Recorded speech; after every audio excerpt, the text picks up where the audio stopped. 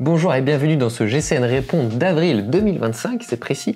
Et sur ce mois-ci, on vous a demandé de nous poser des questions sur plutôt la compétition et le cyclisme professionnel à l'issue de ce joli mois de classiques. Alors certaines questions étaient là avant les classiques, donc on va y répondre avant d'avoir les résultats. Donc on verra si on a été bon en pronostic ou pas. Le jugement sera à la sortie de cette vidéo. Allez, on ne perd pas plus de temps et on y va. Bon Louis, cette première question n'a été pas donnée par un follower, c'est uniquement moi qui pose la question. Captain Max 4212. Ouais, c'est moi en fait, tout simplement. Je me posais la question. Je vois qu'il y a quand même beaucoup de courses, des classiques avec énormément de dénivelé. Et pourquoi Jonas Vingegaard ne peut-il pas en gagner une? Eh ben, tu sais que c'est une excellente question, j'ai pas la réponse, donc si vous l'avez, n'hésitez pas à nous le dire. Super. C'est pas toi l'expert des courses? Ah ouais, c'est vrai. Non, mais c'est une excellente question parce qu'on voit par exemple un Remco Evenepoel, un Primoz Roglic ou un Tadej Pogacar qui sont capables de gagner des grands tours et des classiques et des courses d'un jour.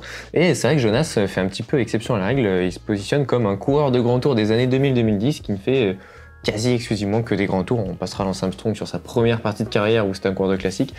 Mais bref, c'est une autre histoire. Je pense qu'il y a déjà quand même une question de qualité physique, notamment de punch et d'endurance sur une seule sortie de presque 7 heures pour un Strade Bianche. Peut-être pas un Strade Bianche, mais plutôt un Liège-Bastogne-Liège, c'est quand même 6h30. Voilà. Donc c'est quand même certaines qualités physiques. Et après, je pense qu'il y a aussi une question d'état d'esprit, tout simplement. C'est-à-dire que les classiques, il faut être le meilleur le jour J avec un engagement maximum, une prise de risque maximum. Et c'est pas vraiment l'état d'esprit d'un grand tour. Un grand tour, c'est plutôt être 2-3 en embuscade tout le temps, sans faire de coups d'éclat, à l'image d'un Egan Bernal, dont on parle finalement souvent, et ça c'est cool, mais qui avait gagné un Tour de France sans gagner d'étape, par exemple. Ah oui. Donc, voilà. Donc je pense qu'il y a ça. Et à la Visma, en fait, on contrôle tout. Et aller prendre des risques sur une classique à quelques mois du Tour de France, on n'aime pas du tout ça à la Visma. Pour le leader du Tour de France. Et d'ailleurs, l'équipe UAE avait le même état d'esprit avant Paris-Roubaix et Pogacar ne voulait pas qu'il aille faire Roubaix cette année pour pas prendre de risques pour le Tour de France. Finalement, il y va. Et finalement, il y est allé. Et voilà. Mais du coup, je pense qu'il y a aussi énormément une question d'état d'esprit et de politique de l'équipe. Bon, écoute, merci pour cette réponse. On enchaîne dans les questions justement de coureurs. Je profite de toi en tant qu'expert sur les coureurs. Et c'est Clément Monteil 2407. Pourrait-on avoir vos pronostics sur le classement des grimpeurs et sprinteurs des grands tours en 2025? J'ai bien dit des grands tours. Merci pour le contenu qualité de vos vidéos. Ah oui, c'est vrai. Sourire. C'est vrai que tu es sensible à la flatterie. Tous les mois, je choisis comme ça. Du coup, au niveau des grimpeurs, qu'est-ce qu'on peut... Alors déjà, on n'a pas les start lists de tous les grands tours, ce qui forcément limite les pronos. Giro, c'est souvent quand même un coureur plutôt échappé. Ça pourrait être un Yates, mais je suis pas sûr qu'ils aillent faire. L'important, c'est on va s'exclure du coup les gagnants du classement général. Un Giulio Ciccone, il est toujours bon joueur pour ça. Tour de France. C'est souvent son objectif en plus. En tant que grimpeur italien, être meilleur grimpeur du Giro, ça a du sens. Et après, Tour de France, je vois Pogacar parce que... on a dit, on les exclut. On peut pas parce que... mais c'est trop facile. Non, mais j'aimerais dire quelqu'un d'autre, mais j'aimerais dire Romain Bardet pour son dernier tour, mais non, pas du tout. Non, mais s'il s'est arrêté juste avant. Ce sera fini. Non, mais Pogacar obligatoire. Et sur la Vuelta, franchement, c'est dur. J'aimerais bien que... on a vu un Geoffrey Bouchard il y a quelques années. J'aimerais bien qu'il nous refasse un coup comme ça. C'était sa spécialité, ça me ferait très plaisir, mais c'est pas gagné parce qu'il y a du monde, mais pourquoi pas. Et sinon, un Yates ou un Ayuso, petit Ayuso en fin de saison. C'est ça qui est bloqué par Tadej Pogacar dans la même équipe, tu vois, pour emporter. Pour les sprinters, Giro, je dirais John Milan s'il le fait. Tour, Philipsen. Girmay, non. Non.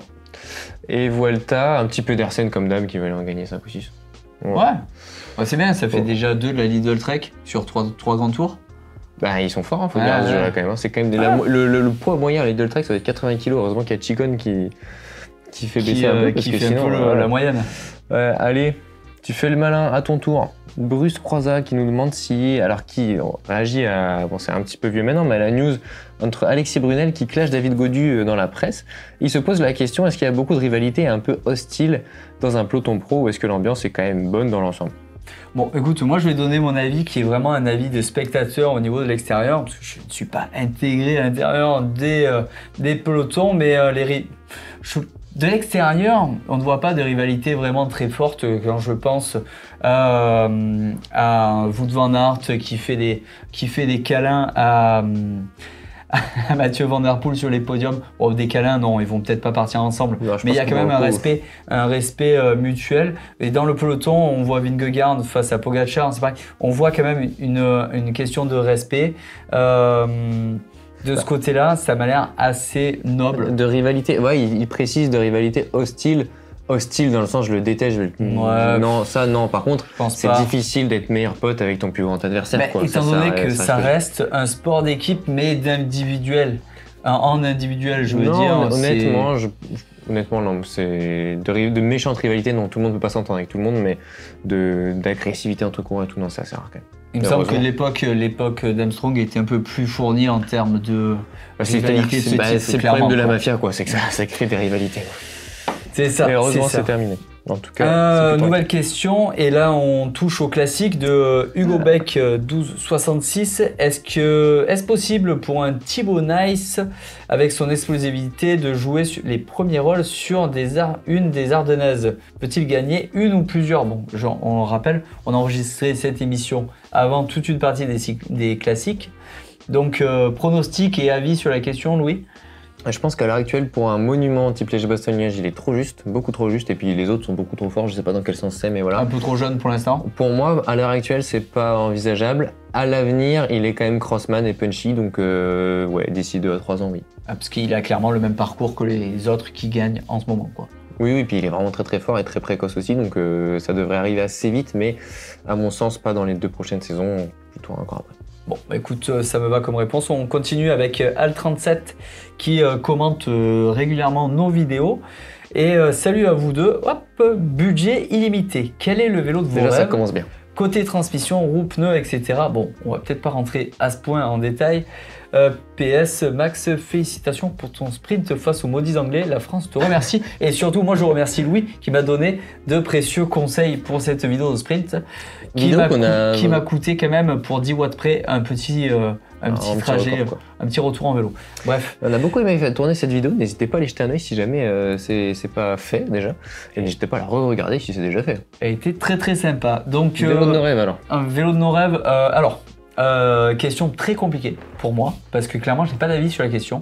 Je me suis dit, du coup, en réfléchissant à cette vidéo, quel serait le vélo de mes rêves? Et peut-être pas un vélo commun, mais plutôt un vélo original et iconique. Et dans ce cas-là, ça va te faire plaisir, Louis. J'ai pris le Lotus Hop, le vélo de piste de l'équipe anglaise qui était sorti il y a quelques années. Je trouve ce vélo incroyable et c'était le premier qui a autant casser les codes en piste dans ce nouveau design qui vise à élargir un peu les cadres pour l'aéro. Donc le Lotus de piste pour moi, pour pas faire de la piste mais pour l'accrocher dans mon salon, que ça fasse très très joli au-dessus de la cheminée. Ça fait cher le cadre hein, quand même. Bah, je prendrais le complet avec les roues pleines. Ah mais le cadre, le tableau quoi. Ah oui, écoute ça. Moi je vais dire le Zwift Ride. Ok. Non, c'est pas vrai, même si j'aime rouler avec. Tu vois, je vais te surprendre aussi parce que je vais prendre un vélo vintage, je vais prendre l'édition collector du Villiers Ramato, j'adore cette couleur. Et quitte à faire du Villiers, un groupe Campa super record, tout en Campa en fait. Tout en Campa, juste les pneus FMB, fait à la main, tu vois, je lui demande un modèle spécial, c'est un artisan français. Marqué Louis Pigeorlet sur le côté. Ouais, en soie, tu vois, un truc, voilà. Et puis, ouais, le cadre Ramato, parce que cette couleur est incroyable. Bon, bah écoute, ok, continuons. Allez, puisqu'on parle de vélo de nos rêves, on va parler un petit peu de sommeil. Fred Wawa te demande, Max, je suppose que c'est à toi qui s'adresse. Ouais, je pense. Salut, quel matériel pour dormir en ultra sur une course de plusieurs jours? Sur une course de plusieurs jours, dormir en ultra, c'est toujours hyper compliqué. Si c'est vraiment sur une course, ça sera... sur plusieurs jours, j'ai pas de réponse idéale, mais globalement, pour prévoir de dormir pendant plusieurs jours à l'extérieur, il faut au minimum un matelas, un duvet ultra light et un surmatelas, c'est-à-dire un bivy, pour pouvoir mettre le matelas dedans, le duvet dedans.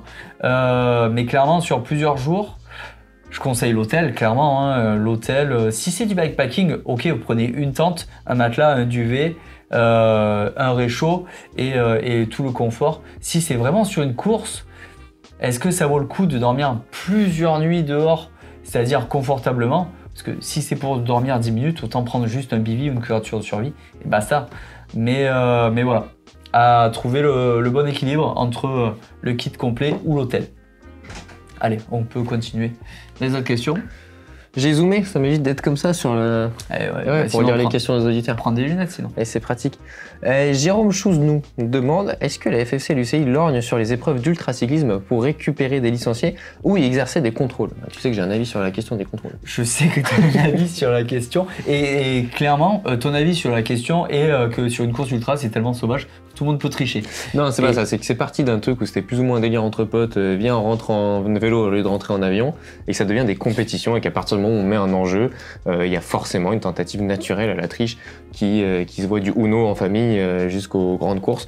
Et que donc, si on commence à mettre de l'enjeu et de la renommée, de l'argent, etc., il va falloir mettre les contrôles, malheureusement, qui sont inhérents à l'enjeu chez l'être humain. Oui, et puis les contrôles sont clairement impossibles à effectuer. C'est pour ça que moi, je pensais qu'une fédération allait s'intéresser à la pratique et la promouvoir. Mais clairement, en fait, c'est tellement compliqué en termes de logistique de pouvoir contrôler et créer des équités entre les épreuves que je ne pense pas que dans le futur il y ait des plus d'officialisation de ces courses. En fait, c'est trop sauvage, il y a trop d'espace entre les coureurs, c'est sur des trop longues distances. Du coup, c'est pour l'instant en termes de logistique, pour moi, de mon avis, c'est pas faisable. Allez, on continue dans les questions. Et là, c'est pour toi, Louis. C'est Bast 1 an 33. J'ai une détection sur piste. Je viens du route et du XC. J'ai jamais touché un vélo de piste. Comment l'aborder? Peut-être que tu vas faire les détections qui ont lieu au Stadium Vélodrome de Bordeaux-Lac, encadré notamment par Arnaud Dublé. C'est peut-être de ça dont tu parles. En tout cas, si c'est le cas, c'est une bonne nouvelle. Et le meilleur moyen de l'aborder, c'est tout simplement, j'allais dire, la fleur au fusil, c'est-à-dire d'y aller pour prendre du plaisir autant que possible et surtout pour donner le maximum. C'est-à-dire que le but à la fin, c'est que tu te sois amusé et que tu te sois livré à fond, que tu sois fracassé, que tu rentres mort, parce qu'on fait des vidéos sur comment grimper facilement. Mais la base du vélo, c'est quand même de rentrer chiffon. En tout cas, de la base de la piste, c'est de rentrer chiffon. Donc, si tu t'amuses autant que tu peux et qu'entre deux amusements, tu te mets à bloc, ça devrait forcément bien se passer parce que tu seras bien encadré et que c'est le meilleur moyen, s'il faut, d'avoir des résultats. Et si tu as les qualités requises pour aller plus loin sur la piste, et à ce compte-là, tu seras pris en charge et tu vas découvrir la discipline. Si tu aimes les sensations, ce qui est le cas avec le cross-country, tu aimeras également la piste. Pour moi, c'est le motocross de la moto. Le XC, la piste? Non, la piste, pour moi, c'est la version extrême, tu vois, du vélo de route, quoi. C'est pas faux. En tout cas, la version rapide, c'est plus le MotoGP, non? Non, le MotoGP, c'est trop sécuritaire. La piste, si t'es pas en forme, tu descends de la piste, tu peux tomber, t'as pas le choix, t'as pas de frein, tu es obligé de rouler à fond. Non, pour moi, c'est le côté vraiment extrême, hein. Même si on dirait pas, mais... bien sûr qu'on dirait. Bon, Macadams 894 réagit à ta vidéo sur les tests de roues, route et gravel. De mettre des roues de route sur un vélo de gravel pour voir si c'est ça finalement le vélo ultime, vidéo qui est déjà en ligne. Oui. Alors il dit test intéressant, mais pourquoi ne pas avoir essayé le vélo de route avec des roues gravel dans un chemin? La conclusion aurait peut-être été différente, je suppose. Prenez le cadre que vous voulez en fonction de votre activité principale et changez les roues en fonction du parcours prévu. En gros, la vidéo que tu as fait, mais à l'envers, quoi. Tout simplement parce qu'autant mettre des roues de route sur un vélo de gravel, c'est pas l'idéal pour le vélo de gravel parce qu'il est prévu pour rouler avec des roues de gravel. Mais globalement, techniquement, ça ne va rien changer au vélo. Vous allez pouvoir rouler en toute sécurité avec. On peut s'amuser à changer des transmissions sur le vélo, des choses comme ça, mais ça ne risque rien. Par contre, mettre des roues de gravel sur un vélo qui est prévu pour la route, déjà, premièrement, ça passe pas. Je crois que ça s'arrête là, hein. Et de deux, c'est pas prévu pour. C'est-à-dire au niveau des chocs et de la géométrie, vous risquez en premier lieu de tomber, en deuxième lieu de casser le vélo. Donc voilà, c'est pas fait pour. Oui, parce qu'un vélo qui peut faire de l'extrême, donc du terrain raide, ça va pouvoir faire de la route. Mais l'inverse, un vélo qui fait de la route et qui fait pour un truc relativement lisse, lui, on va pouvoir faire du joli chemin, mais on va pas pouvoir faire non plus.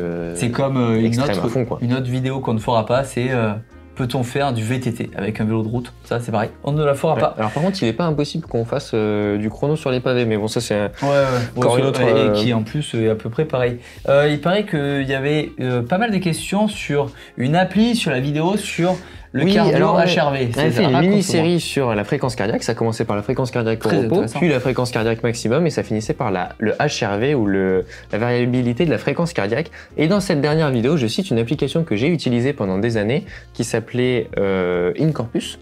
Okay. Et application alors qui soit n'est pas disponible, soit moi je l'ai utilisé avec des fédérations, avec la fédération française, quand j'étais en équipe de France. Et du coup, peut-être qu'on avait accès à cette application via ça et qu'elle n'est pas disponible en téléchargement. Quoi qu'il en soit, vous n'arrivez pas à la trouver sur les stores. Et du coup, l'autre application que j'ai utilisée également, c'est Elite HRV. Donc la question est pas mal revenue, donc c'est pour ça que je me permettais de mettre ici la réponse, tout simplement. Bon, écoute, très bien. Ça n'a rien à voir avec les Grecs, Incorpus. Non. Non, bon, ok.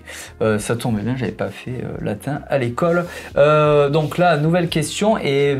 Non, c'est pas vraiment une question, mais c'est plutôt un retour que vous nous faites en général et sur un retour sur les courses de vélo qu'on donne, où on donne les résultats. On fait des petites analyses de temps en temps. De temps en temps, on fait des vidéos dédiées et je peux voir en commentaire, par exemple, de Jean-François Olivier 1943. Merci messieurs. Mais dans les 2 courses Milan-San Remo sont traitées avec une fugacité pas très respectueuse pour les coureurs et coureuses. Il faut patienter 7 minutes d'étalage de maillot et de déco de vélo, pas toujours réussi pour synthétiser ensuite la course. Pas d'analyse de course des principaux acteurs, etc. En contrepartie, j'ai un autre commentaire de Passion Mecha 64 qui me marque « Nul à chier cette course, on connaissait le déroulement avant le départ. Je vois pas où est le kiff, c'était même gros texte en mutanerie, 300 bornes. Pour ça, vraiment aucun intérêt, le plus mauvais des monuments. » Du coup, en fait, ça ouvre un débat polémique sur qu'est-ce que nous devons faire. Parce que lorsqu'on vous présente des vidéos à 100% sur les coureurs, notamment la vidéo sur les 5 talents du cyclisme français à suivre que tu avais fait Louis et que j'ai trouvé très intéressante. Merci. Et de rien. Avoir le respect de ses pairs, c'est ce qu'il y a de plus difficile. Donc, écoute, on a chacun notre catégorie, je te respecte largement. Et du coup, au niveau des statistiques, ce genre de vidéo, en fait, généralement, quand on parle des courses, on voit que ça vous plaît moins, ou du moins que c'est peut-être un peu moins regardé. Purement de chiffres, c'est pas ce qui marche le mieux, donc c'est vrai qu'on met pas forcément l'accent là-dessus. Et c'est un peu le retour qu'on a. Est-ce que vous, dans le futur, on voudrait qu'on fasse des plus grandes analyses de courses? Est-ce que ça vous intéresserait? Est-ce que moi j'en serais ravi. Est-ce que Louis, tu pourrais nous faire une petite chronique sur un fait de course par semaine, peut-être?